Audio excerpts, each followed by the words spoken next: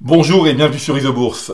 Vendredi 28 juin 2024, l'indice CAC 40 a terminé la semaine sur une baisse hebdomadaire de 1,96% et a enregistré un repli trimestriel de 8,85% à 7479 points, portant sa perte à 0,85% depuis le début d'année 2024. Alors les marchés boursiers mondiaux ont connu une semaine contrastée. En zone euro, seul l'indice allemand DAX a progressé, affichant une hausse hebdomadaire de 0,40%. Les autres indices ont reculé avec une baisse notable pour le CAC 40 à la veille d'un scrutin législatif français important. Outre-Atlantique, si le Dow Jones et le S&P 500 ont connu des baisses modérées, le Russell 2000 et le S&P 600, les indices représentatifs des petites valeurs américaines, ont réalisé des hausses hebdomadaires significatives supérieures à 1%.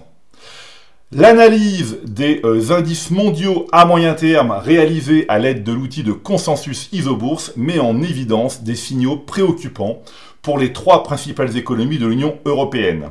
Les investisseurs expriment une inquiétude particulière concernant les élections législatives françaises, ce qui se traduit par un signal de vente pour l'indice CAC 40 à la fin du mois de juin 2024.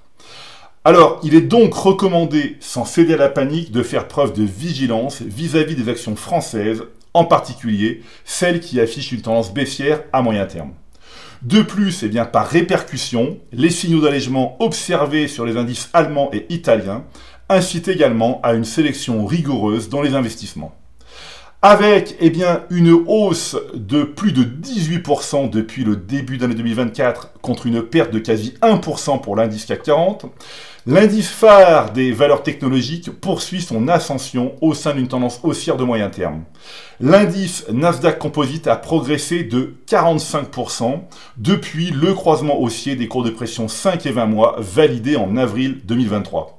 Il est important de souligner que la part de marché mondial des actions américaines s'élève à plus de 60%, contre seulement 3 à 4% pour les actions françaises. L'analyse maintenant des 200 titres les plus échangés en zone euro et aux États-Unis révèle que 55% d'entre eux affichent une tendance haussière à moyen terme.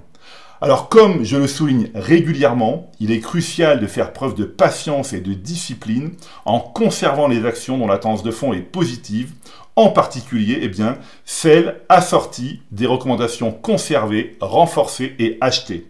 Pour les autres valeurs, à l'exception de celles assorties de la recommandation restée à l'écart qui, par définition, ne devraient pas figurer en portefeuille, il convient d'envisager un arbitrage, une vente ou un allègement en fonction des signaux. Voilà, c'est maintenant à vous de faire le point de vos valeurs en portefeuille avec Isobourse. Je vous donne rendez-vous pour ma prochaine chronique et d'ici là, restez avec nous sur Isobourse.